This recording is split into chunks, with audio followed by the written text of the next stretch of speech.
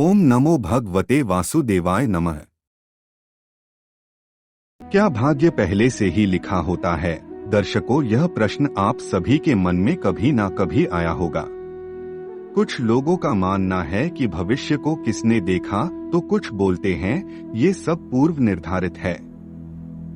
आज की प्रस्तुति में हम आपको यह बताएंगे कि क्या वाकई में भाग्य पहले से लिखा होता है या नहीं।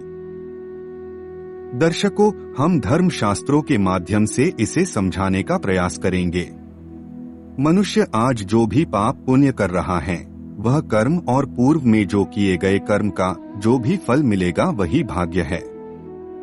उदाहरण के लिए, जैसे किसी ने परिश्रम करके धन कमाया तो धन कमाना हुआ कर्म। वह कमाया हुआ धन बैंक में जमा कर दिया, यह हुआ संचित कर्म, और कर्मों का जो फल मिला भोगने हेतु वह भाग्य। जैसे बैंक में जमा धन जमाकर्ता को ही मिलता है, किसी दूसरे को नहीं।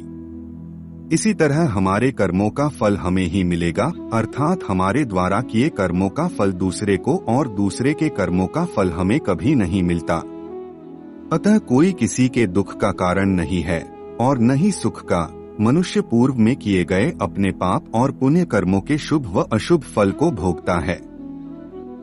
कोई न काहू दुख सुख कर दाता, निज कृत कर्म भोग सुंधराता। सब अपने कर्मों का फल ही भोगते हैं।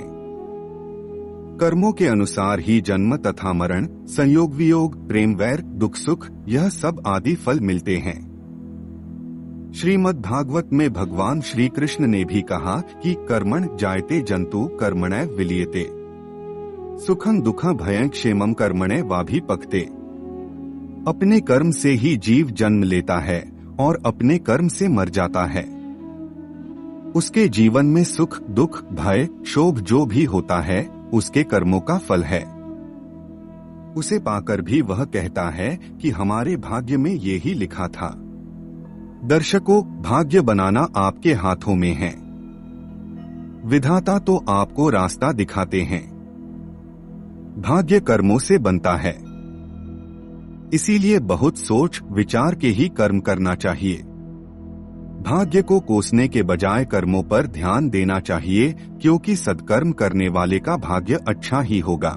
इसी के साथ आज की प्रस्तुति से हम विश्राम लेते हैं। अब हम आपसे अगली प्रस्तुति में भेंट करेंगे। दर्शकों, धर्मशास्त्रों से जुड़ी हुई ऐसी ही ज्ञानवर्धक प्रस्तुतियां देखने के लिए कृपया हमारे चैनल को सब्सक्राइब अवश्य कीजिएगा। यदि आपने पहले से ही चैनल सब्सक्राइब कर रखा है तो आपका कोटि कोटि धन्यवाद। कृपया कमेंट करके अपने अपने विचारों की अभिव्यक्ति जरूर प्रकट करें।